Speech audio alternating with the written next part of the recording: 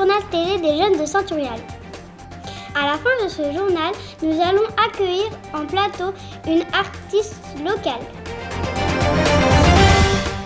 Mais commençons tout de suite avec notre page météo. Bonjour Swan, alors quel temps fera-t-il aujourd'hui ?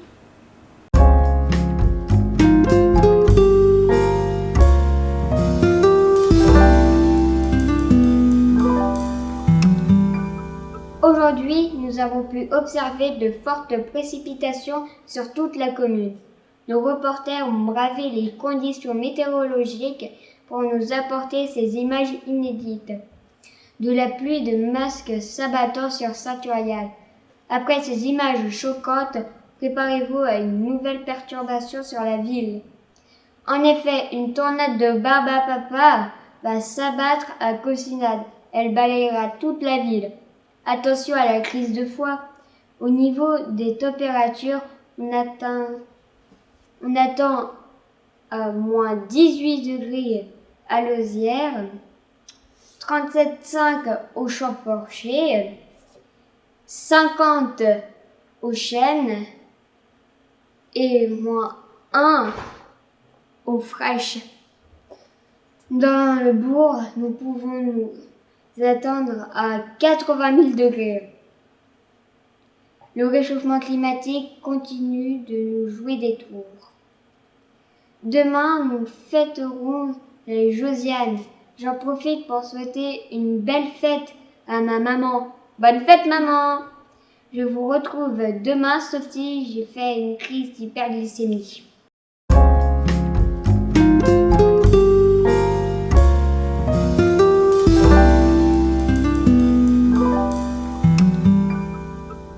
Merci Swan pour cette météo étonnante. Attention à la crise de foie. Ouvrons maintenant notre page politique locale avec l'interview de Monsieur David Moison, maire de Saint-Urial depuis juillet 2014. Bonjour Monsieur le maire. Bonjour. Première question. Quels projets sont prévus pour la commune ? Quels projets sont prévus pour la commune ? Alors, on a plusieurs projets de prévus pour la commune. Des projets qui sont déjà commencés, déjà démarrés, comme l'extension de la salle de sport, comme la réhabilitation de la maison en face de la bibliothèque pour faire un commerce et un logement. Et on est en train de lancer l'extension de la cantine, puisque voilà, la cantine était devenue trop étroite. Donc on a démarré les études pour faire l'extension de la cantine. Et puis il y a aussi le déménagement du foyer jeune, puisqu'on a prévu que le foyer jeune se retrouve au niveau des terrains de sport, à côté de la maison des associations. Et donc il va y avoir ce projet à construire avec vous. Pourquoi y a-t-il autant de maisons à Saint-Urial ? Alors à Saint-Urial, on a une commune qui représente 2000 habitants et que dans le cadre des écoles, eh bien, on cherche à construire de nouvelles maisons pour remplir les écoles. C'est-à-dire que quand vous arrivez en CM2, les enfants partent des écoles de Saint-Urial vers les collèges. Et donc, si on n'accueille pas de nouveaux habitants, eh bien, on va fermer nos écoles. Et une commune qui n'a plus d'école, c'est une commune qui n'a plus de vie. Parce que s'il n'y a plus d'école, il n'y a plus d'habitants, il n'y a plus de commerce, et on ne peut plus la développer. Donc, il faut qu'on arrive à trouver des moyens de faire venir toujours de nouveaux habitants, juste pour alimenter les écoles. C'est notre point de vue, c'est-à-dire qu'on ne veut pas trop se développer, mais on veut se développer simplement pour alimenter nos écoles et éviter la fermeture de classes au niveau des écoles. Donc l'urbanisation que l'on a prévue, la construction des nouvelles maisons, s'appuie uniquement pour alimenter 2 classes par an. Mais 2 classes par an, c'est 40 enfants qu'il faut avoir tous les ans pour alimenter les écoles. Quels sont les projets de la commune pour la jeunesse particulièrement ? Alors, les projets de la commune pour la jeunesse, on a la création le vendredi soir d'un atelier ou d'une soirée pour les adolescents, donc plus dans la tranche d'âge 12-17 ans. Ensuite, on a, comme je vous ai dit, le foyer, la construction d'un nouveau foyer, donc avec bien sûr les jeunes que l'on va associer à cette construction, c'est-à-dire on va définir ce qu'il va y avoir. Pour les jeunes, on a une base de VTT, l'école de VTT qui va s'agrandir avec la création d'une base de VTT pour accueillir tous les VTTistes de Saint-Turial au niveau du Rocher Vert. Là, pourquoi ce site ? C'est pour éviter aux enfants de passer à travers les voiries, puisqu'aujourd'hui, la base de VTT, elle démarre sur les équipements sportifs, à côté de la salle de sport, mais pour pouvoir aller sur les circuits de VTT, il faut traverser des voies où il y a des voitures, donc ça présente un danger.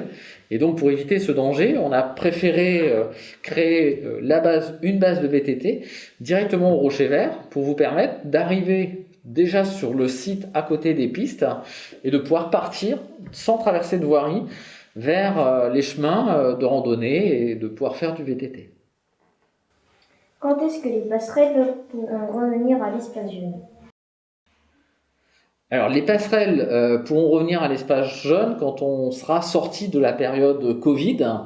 C'est vrai qu'aujourd'hui, on est tous masqués. Voilà, j'espère vous retrouver prochainement sans masque, qu'on puisse voir nos visages, qu'on puisse mieux communiquer. Et puis, cette période Covid, nous amène des contraintes. Et dans ces contraintes-là, c'est la limitation des échanges entre les groupes. Donc, on essaye de ne pas mixer les groupes pour ne pas transporter le virus plus qu'il ne faut. Donc, d'essayer de trouver ce qu'on appelle les gestes sanitaires. J'aime pas le geste barrière parce que barrière, c'est négatif. Je préfère parler d'un geste sanitaire. Trouvons des gestes sanitaires pour éviter la propagation du virus. Donc, c'est vrai que la passerelle faisait se rencontrer des enfants qui sont en âge différent et dans des groupes différents. Donc, c'est pas un geste sanitaire intéressant au regard de la propagation du virus. Et c'est pour ça qu'on a stoppé pour le moment la passerelle. Mais dès qu'on aura retrouvé une situation normale vis-à-vis du Covid, bien sûr que la passerelle, on la remettra en service. Merci. Merci à vous. Merci. Au revoir. Au revoir. Merci Ilan et Swan, de beaux projets en prévision. Passons maintenant à la page économique, la rencontre de Jean-Luc qui tient le bar épicerie de la ville. Bonjour, nous sommes à l'épicerie de Jean-Luc. Bonjour. Alors, bonjour. Depuis combien de temps êtes-vous installé à Saint-Turial ? Alors, je suis installé à Saint-Turial depuis 11 ans. Ok, vas-y Adrien. Qu'est-ce que l'âge a changé pour vous depuis la fermeture du bar ? Les discussions, rencontres avec les clients du bar vous manquent-elles ? Oui, tout à fait. Depuis la fermeture du bar, nous avons beaucoup moins de clientèle côté bar, puisqu'il y a plus, c'est fermé. Et il n'y a plus de relation du tout avec la clientèle. Donc, heureusement que nous avons l'épicerie pour servir les clients. Ok. Alors, d'où viennent les bonbons ? Oui, les bonbons. D'où viennent les bonbons ? Ils viennent d'un fournisseur qui fournit en même temps le tabac. Alors donc ça paraît un peu illogique, mais enfin disons que c'est le fournisseur du tabac qui vend les bonbons. Ok. Au nom de toute l'équipe de tournage, nous voulions vous remercier de souvent ajouter des bonbons à nos commentaires. Oui, mais ça c'est logique. Quand on a des bons clients, on continue. Et puis c'est une fidélité, donc on la récompense. Oui. Merci beaucoup. Merci beaucoup. Voilà, au revoir. Au revoir. Merci beaucoup pour cette belle rencontre. Restons dans la ville et tournons-nous maintenant vers Yann qui va nous parler de son travail pour les enfants et les jeunes de Saint-Turial. Bonjour, quel est votre rôle en tant que coordinateur enfance-jeunesse à Saint-Turial ? Alors, mon rôle de coordinateur enfance-jeunesse à Saint-Turial, l'idée c'est de piloter le projet enfance et jeunesse à Saint-Turial. Donc accompagner l'équipe d'animation sur le terrain, mettre en place des dynamiques de projet pour les enfants et les jeunes, Et on développe aussi depuis quelques temps des actions pour la parentalité. Donc les actions sur la parentalité, c'est l'organisation d'ateliers parents-enfants, de soirées, débats, discussions avec les parents sur des thématiques éducatives, et puis aussi organiser des événements pour les familles, des choses un petit peu extraordinaires, où on met en place des événements, où là la prochaine action qu'on organise, c'est une murder party pour les familles, où on va demander aux parents et aux enfants de résoudre une enquête policière. Que mettez-vous en place pour les enfants et les jeunes? Alors on met en place pas mal de choses. Déjà on met en place des équipements pour les accueillir au mieux. Donc on a différents équipements qui sont adaptés aux tranches d'âge. Un espace pour les 3-6 ans, un espace pour les 6-10 ans et aussi un espace jeune pour les préadolescents et les adolescents. Après au niveau des projets qu'on met en place, il y a plein de choses. Il y a ce qu'on appelle des ateliers autonomes où les enfants peuvent utiliser à leur guise différents espaces qui sont mis à leur disposition. On met en place pas mal de projets d'animation aussi, où les enfants s'engagent sur des projets à moyen terme, on va dire, sur plusieurs mercredis ou sur plusieurs samedis, où l'idée c'est qu'ils c'est de pouvoir arriver à créer quelque chose de collectif qu'on puisse après valoriser à l'échelle de la commune. Par exemple, récemment, on a tourné un clip vidéo, un clip musical autour d'une chanson qui a été créée par des jeunes de la commune. Donc l'idée c'est de les accompagner aussi sur des initiatives qui peuvent porter. On met aussi en place des programmes de vacances avec plein d'animations pendant les périodes de vacances. On met en place des séjours de vacances l'été. Et puis on essaye aussi, là c'est une petite nouveauté, de travailler en lien avec les autres communes de la communauté de communes pour essayer de monter des projets avec différents jeunes qui viennent de différentes communes et d'essayer de provoquer des espaces de rencontre. Je rebondis sur ce qu'a dit Yann et vous propose d'écouter un extrait de la chanson No Confinement créée par MC Steve et MC Adri. On est en confinement, le virus se répand. On n'arrête pas d'acheter, les drags sont débordés. J'arrive plus à rien, faut se rendre au magasin. Je crois bien que c'est la fin, je peux même plus prendre le train. J'ai les yeux qui brillent, je vois plus ma famille. Même se balader, on est en danger. On se fout des pouces bleus, je veux juste être heureux. Je veux juste être heureux. Vous pouvez retrouver le clip en intégralité sur Facebook de l'enfant jeunesse de Saint-Urial depuis le 1er mars. Ouvrons maintenant la page sportive de ce journal avec un reportage en immersion auprès de la jeunesse de la ville qui pratique la backlife. Bonjour, on est la backlife de Saint-Urial. Le phénomène il se propage vraiment beaucoup. On fait du contenu sur Instagram. Sur Instagram. C'est Bike Life Saint-Tu. C'est un compte de Bike Life exprès pour Saint-Tu. Et en fait, avec la Bike Life, le but c'est de faire réagir les jeunes. De faire des actions sur le vélo. Ah ouais. On peut aussi mettre plusieurs accessoires, genre des rayons. Aussi on peut custom les poignets. On peut custom les poignets Audi. Et la Bike Life. Quand on deviendra plus fort, on pourra investir dans des meilleurs vélos de meilleures marques. Et on voulait juste vous dire la Bike Life. Maintenant, j'ai le plaisir de recevoir Lina Bellard, harpiste de la ville. Bonjour Lina, merci d'être venue à nous. Bonjour Morgane, merci pour cette invitation. Vu la situation actuelle, je suppose que vous ne vivez plus votre art comme avant. Oui, c'est sûr, tout à fait. Eh bien, actuellement, on ne peut pas faire de concert en public. Donc le temps commence à être vraiment long. C'est assez difficile pour nous, les musiciens, les chanteurs, les comédiens, etc., de ne pas pouvoir montrer l'essence de notre travail aux gens, parce que c'est un petit peu ça l'essentiel. Et donc effectivement, moi avec ma harpe, ça fait 1 an que je suis pas montée sur scène. Donc la dernière fois c'était en janvier 2020 que j'ai fait un concert normal. Et j'ai vraiment hâte de pouvoir retourner sur scène pour avoir un échange bien réel avec le public. Comment faites-vous pour partager votre art malgré tout?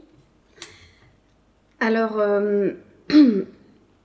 on essaye pour le partager, c'est assez difficile parce que même s'il y a la possibilité de faire des vidéos, d'être sur les réseaux sociaux, etc., moi, ça ne répond pas à mon besoin d'échange.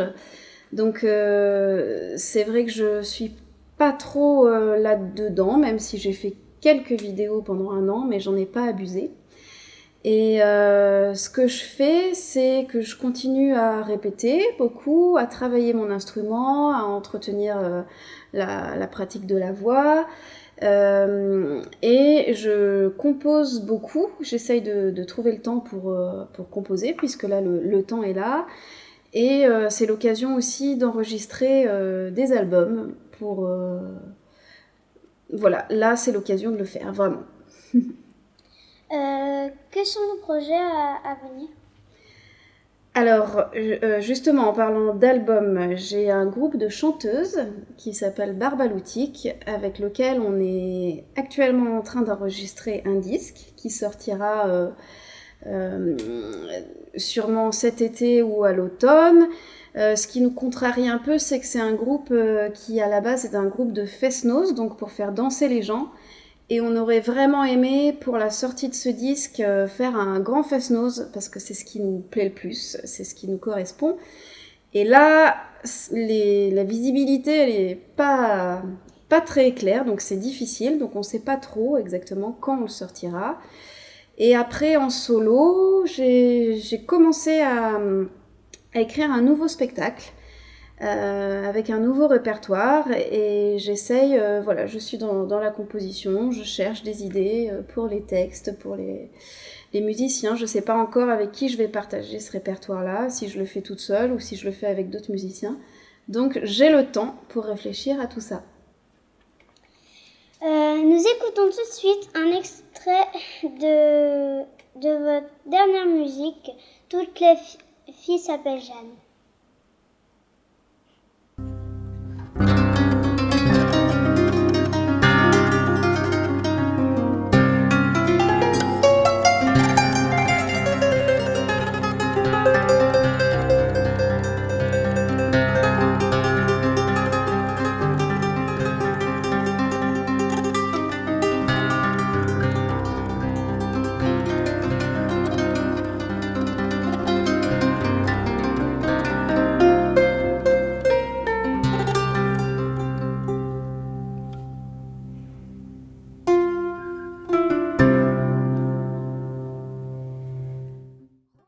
Un grand merci pour ce moment de musique. Merci d'être venu répondre à nos questions.